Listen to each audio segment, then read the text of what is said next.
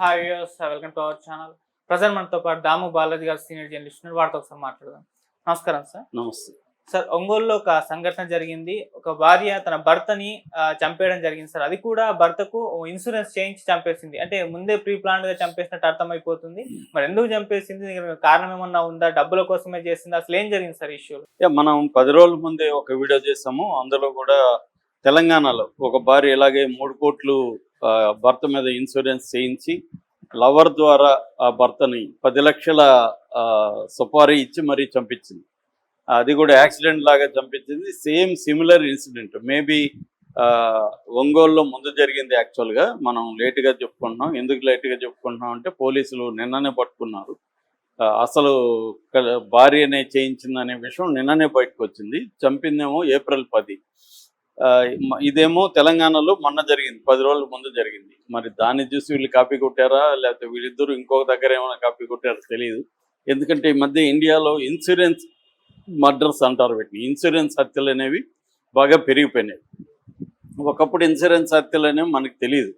Hollywood సినిమాల్లోనే చూసేవాళ్ళం. Insurance చేయడం, భర్తల్ని భార్యలు లేపేయడం, లేకపోతే భార్యలను భర్తలు లేపేయడం హాలీవుడ్ థ్రిల్లర్స్లో చాలా వచ్చేవి. కానీ ఇండియాలో అలాంటిది చాలా చాలా తక్కువ. కానీ ఈ మధ్య బాగా పెరుగుతుంది ఇన్సూరెన్సులు. అంటే ఇన్సూరెన్స్ కంపెనీలు పెరగడం, డబ్బులు పెరగడం, జనాల దగ్గర డబ్బులు కట్టడం ఎక్కువగా ఇన్సూరెన్స్. ఇంతకుముందంతా హెల్త్ ఇన్సూరెన్స్లు కూడా ఈ స్థాయిలో ఉండేది కాదు. సో అలాగా ఇన్సూరెన్స్ మర్డర్స్ అనేవి ఈ మధ్య బాగా పెరుగుతున్నాయి. ఆ మధ్య కూడా ఒక అబ్బాయి తన మీద తనే ఇన్సూరెన్స్ చేసుకొని తను చనిపోయినట్టుగా ఒక ఫ్రెండ్ని చంపేసి గుడిసెలో పెట్టి గుడిసెని కాల్చేసి ఆ శవం గుర్తుపట్టకుండా ఫ్రెండ్ శవం కాల్చేసి తను చనిపోయినట్టు డ్రామాలు ఆడి డబ్బుల కోసం చేసి దొరికిపోయాడు. అలాగే ఆ మధ్య తండ్రిని చంపి కొడుకు ఇన్సూరెన్స్ కోసం. ఇలాగ చాలా కేసులు వింటున్నాం. ఇప్పుడు ఒంగోలులో ఉంటున్న అడ్వకేట్ హరిప్రసాద్, 37 ఏళ్ళు అతను, ఆ అబ్బాయి చనిపోయాడు.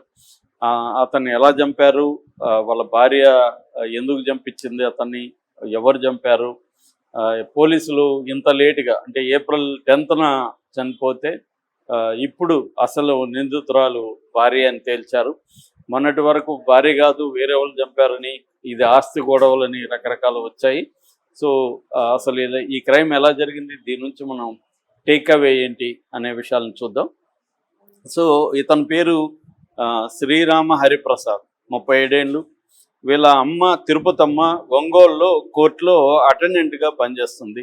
అందువల్ల వీళ్ళది యాక్చువల్గా అయితే చేమకుర్తి, అందుకని ఒంగోలులో ఆమె పనిచేస్తుంది కాబట్టి ఇల్లు అక్కడే తీసుకొని ఉన్నాడు. యాక్చువల్గా తన హైకోర్టు అడ్వకేట్ కూడా ఒంగోలు నుంచి రెగ్యులర్గా అమరావతికి వచ్చి వెళ్తుంటాడు. సో అలాగా వీళ్ళకి ఈయన భార్య నాగజ్యోతి ఆమె, వీళ్ళకి 2 పిల్లలు, ఈశ్వర అకీరా 7 ఏళ్ళ అబ్బాయి, నవనీత 6 ఏళ్ళ పాప. సో ఇతను మొన్న ఏం చేశాడంటే ఏప్రిల్ 10న ఇంట్లోంచి బయలుదేరి నేను స్కూటర్ తీసుకొని బయలుదేరి నేను హైకోర్టుకి వెళ్ళొస్తానని బయలుదేరాడు.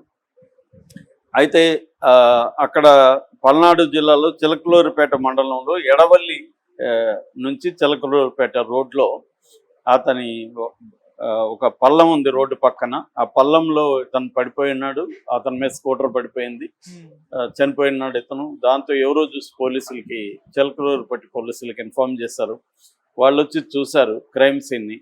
వాళ్ళకి చాలా క్రైమ్ సీన్లు చూసిన అనుభవం ఉంటుంది కాబట్టి, యాక్సిడెంట్లో ఎలా జరుగుతాయి ఏంటి ఐడియా ఉంటుంది కాబట్టి వాళ్ళు చూశారు. మామూలుగానే పోలీసులు డౌట్ ఎవ్రీథింగ్ అనే ఒక కాన్సెప్ట్ ఉంటారు. ఇది నిజంగానే యాక్సిడెంటేనా అని ఆ బండి పడిన పద్ధతి అదంతా వాళ్ళకి యాక్సిడెంట్ అనిపించలేదు. బాడీని దగ్గరగా చూస్తే తల మీద పెద్ద గాయం కనబడింది. అక్కడేమో బండర అంత పెద్ద గాయం అయ్యే పరిస్థితి కనబడలేదు. స్కూటర్ కూడా పడిన పొజిషన్ కానీ స్కూటర్కి తగిలిన దెబ్బ కానీ ఏమి అంత పెద్దగా లేదు. తర్వాత వాళ్ళు ఇంకొంత విస్తృతంగా పరిశీలిస్తే ఆ ఏరియాలో ఒక బండరాయికి రక్తం అంటే ఉంది. సో అక్కడెందుకు బండరాయికి రక్తం అంటే ఉంది అంటే బండరాయితో ఎవరన్నా కొట్టి తను వేసి యాక్సిడెంట్ లాగా చూపించారా, అది ఒక డౌట్. రెండోది, ఇతను హైకోర్టుకి వెళ్తుంటే ఈ రూట్లో రాకూడదు, ఈ ఎడవల్లి రూట్లో ఎందుకు వచ్చాడు ఇతను అనేది ఇంకొక డౌట్.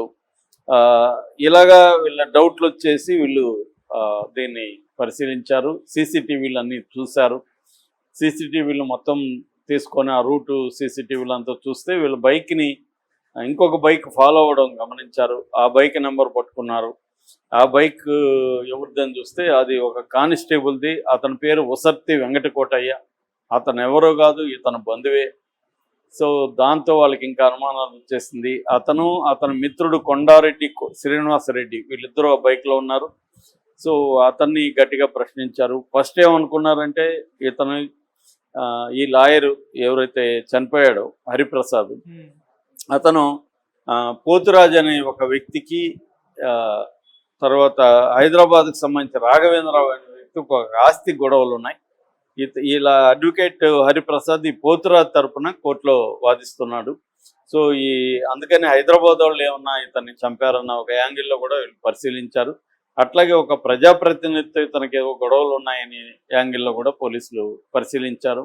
అదేమీ కాదని తేలింది. దాంతో కానిస్టేబుల్ ఇతనే చేశారని సీసీటీవీ ఫుటేజ్, వాళ్ళ ఫోన్లు అంటే సెల్ ఫోన్ టవర్స్లో మనం ఆ ఏరియాలో ఏ ఫోన్ నెంబర్లు ఉన్నాయో కూడా కనిపెడతారు. అలాగా ఆ టైంలో చనిపోయిన స్పాట్ దగ్గర ఆ టైంలో కరెక్ట్గా వీళ్ళిద్దరు ఫోన్లు ఉన్నాయి. ఈ constable and constable Narasaraopet police స్టేషన్లో పనిచేస్తాడు.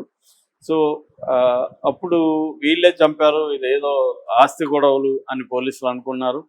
దాని తర్వాత ఇంకొంత డీప్గా ఫోన్లన్నింటినీ వీళ్ళు పరిశీలించారు. ఆ ఫోన్లు ఎక్కువగా నాగజ్యోతి వీళ్ళ భార్య, ఈ కానిస్టేబుల్ కోటయ్య వెంకటకోటయ్య, వీళ్ళిద్దరికి అఫేర్ ఉందనే విషయం పోలీసులకు అర్థమైంది. సో పెళ్లికి ముందే ఈ అమ్మాయి బాగా వరుస అయ్యే ఈ వెంకటకోటయ్యతో అఫేర్ పెట్టుకున్నది, అఫేర్ నడుపుతుంది. పెళ్ళి అయినాక కూడా, పెళ్ళి అంటే ఆయనకి ఆల్రెడీ వేరే పెళ్ళి అయింది. సో నువ్వు పెళ్లి చేసుకో, పెళ్ళి అయినాక కూడా మన అఫేర్ కంటిన్యూ చేద్దామని కోటయ్య చెప్పాడు. అలాగే అమ్మాయి పెళ్లి చేసుకుంది. పెళ్లి చేసుకొని 8 ఏళ్ళు అయింది, కొడుకు కూతురు ఉన్నారు, అయినా కంటిన్యూగా నడుస్తుంది. అయితే భర్తకి అనుమానాలు రావడంతో ఈ మధ్య తాగేసి ఇంట్లోకి వెళ్ళి గొడవలు చేస్తున్నాడు భర్త ఎక్కువగా. అది అమ్మాయి కోటయ్యకి చెప్పింది కానిస్టేబుల్కి, ఇలాగ నా భర్త తాగేసి వచ్చి తిడతా ఉన్నాను, నన్ను నేను భరించలేకపోతున్నాను. దాంతో వీళ్ళు ఏం చేస్తే చంపేద్దామని డిసైడ్ అయ్యారు. దాంతో అయితే చంపేటప్పుడు భర్త ఆస్తి కూడా మనకు వస్తే బాగుందన్న ప్లాన్లో వీళ్ళిద్దరు ఏం చేశారంటే అతనికి తెలియకుండా అతని సిగ్నేచర్ ఫోర్జరీ చేసి అతని మీద ఇన్సూరెన్స్ పాలసీ పెద్ద ఎత్తున, ఎన్ని కోట్లు అనేది ఇంకా క్లియర్గా చెప్పట్లేదు, ఇది 2 కోట్ల పైన ఉన్నట్టుంది. సో ఒక పాలసీ చేసి దానికి నామినీగా ఈ పేరు పెట్టి చేశారు. మామూలుగా ఏంటంటే ఇతని మీద చేస్తే అనుమానాలు వస్తాయేమో, ఇతను అడ్వకేట్ కదా, కొంత నా మీద ఎందుకు నువ్వు చేస్తున్నావు అన్న అనుమానాలు వస్తాయేమో అని అతనికి తెలియకుండా అతని మీద చేశారు.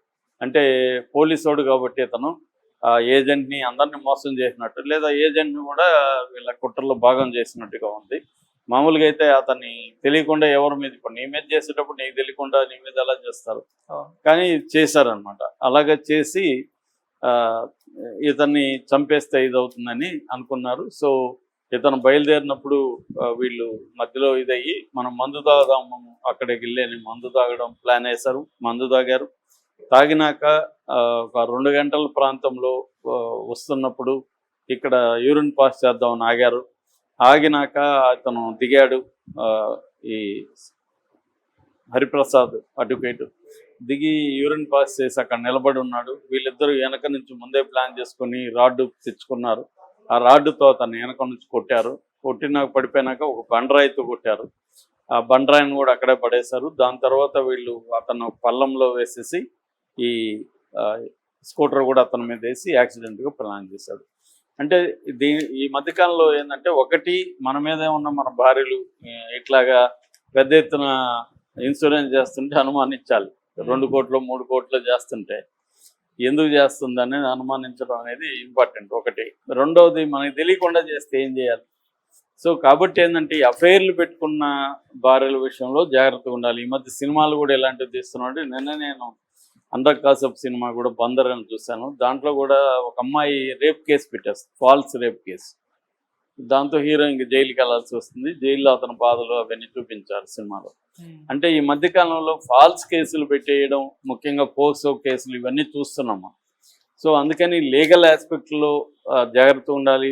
గతంలో ఏంటంటే స్త్రీలు ఎక్కువగా బాధితులు ఉండేవాళ్ళు, ఇలాగా స్త్రీలు కూడా ఆటానమీ రావడం, వాళ్ళకి డబ్బులు వాళ్ళ చేతిలో కూడా ఫైనాన్షియల్ ఇండిపెండెన్స్ రావడం, దాంతో వాళ్ళకు కూడా మగవాళ్ళే wife should men only have fun అన్న పద్ధతిలో మనం కూడా ఎందుకు ఎంజాయ్ చేయకూడదు జీవితాన్ని అన్న యాంగిల్లో వాళ్ళు కూడా వెళ్ళిపోయారు. ఆ రకంగా క్రైమ్ అనేది ఉమెన్ చేయడం కూడా పెరుగుతుంది. కాకపోతే ఇప్పటికీ 90% క్రైమ్ మగవాళ్ళే చేస్తున్నారు, ఓన్లీ 10% ఉమెన్ చేస్తున్నారు. కానీ ఉమెన్ క్రైమ్ ఎందుకు ఫోకస్ అవుతుందంటే అది మెన్ చేసే క్రైమ్ నార్మలైజ్ అయిపోయింది, ఉమెన్ చేసేది నార్మల్ కాదు. అని నార్మలైజ్ అవ్వడానికి ఇంకొంత టైం పడుతుంది. అది కూడా ఒక 50% ఉమెన్ చేయడం, ఉమెన్ క్రైమ్ పెరిగిందనుకో, అప్పుడు భర్తను భార్య చంపేసిందంటే పెద్దగా ఎవరు ఏం ఆశ్చర్యపోరు. ఇప్పుడే ఆశ్చర్యపోవడం తగ్గిపోయింది, ఎందుకంటే న్యూస్లు ఎక్కువ అవే వస్తున్నాయి. సో ఏదేమైనా ఈ ఎక్స్ట్రా మ్యారిటల్ అఫైర్ క్రైమ్స్ అనేవి ఈ మధ్యకాలంలో బాగా పెరుగుతున్నాయి. Okay sir, thank you so much.